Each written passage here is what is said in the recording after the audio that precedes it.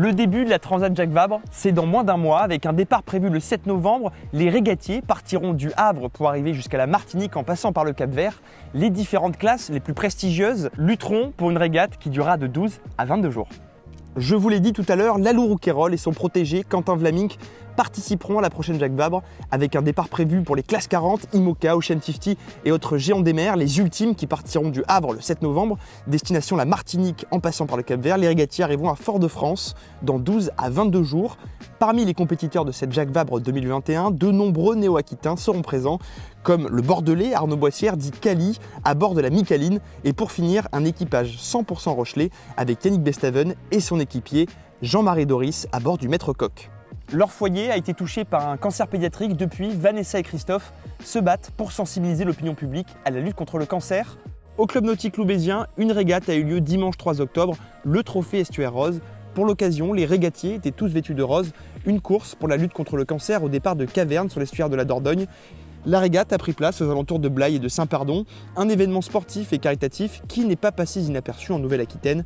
Arnaud Boissière et Yannick Bestaven étaient les parrains de l'événement. Pour les organisateurs, cette régate était un véritable succès. Ils sont déjà dans les préparatifs de la prochaine édition.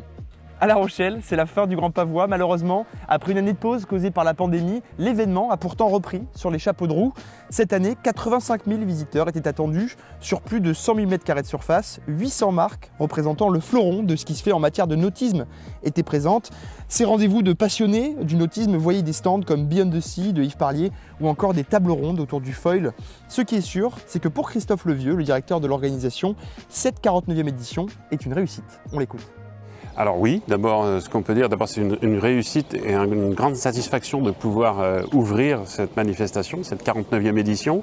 On a effectivement souffert de l'absence du salon en 2020 et il était important, et pour nous en tant qu'organisateurs, c'est quand même notre métier, et pour la profession, d'enfin pouvoir retrouver ses clients et d'échanger et se retrouver nous-mêmes entre nous. On a beaucoup de plaisir cette année à être ensemble. Au niveau des réservations d'espace des professionnels, tout le monde a répondu présent. On a exactement, à peu de choses près, le même nombre d'exposants et de marques représentées qu'en 2019. Donc ça, c'est déjà un premier niveau de satisfaction. Et ensuite, on pouvait se poser des questions. C'était légitime quant à la fréquentation. C'est vrai qu'on a beaucoup parlé du pass sanitaire, des handicaps que ça pouvait causer.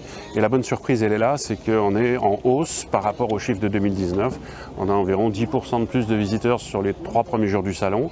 Donc c'est une tendance qui nous fait vraiment beaucoup plaisir et qui doit donner satisfaction, je l'espère, à nos exposants.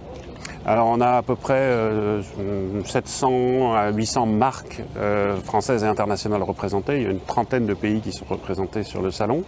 On a un peu plus de 600 bateaux, la moitié à flot, l'autre moitié à terre. Et en termes de fréquentation, en fait, il y a 2 ans, on n'était pas très loin des 80 000 visiteurs. Peut-être qu'on les atteindra cette année, en effet, avec ces chiffres qui sont en hausse, en tout cas sur les décomptes quotidiens.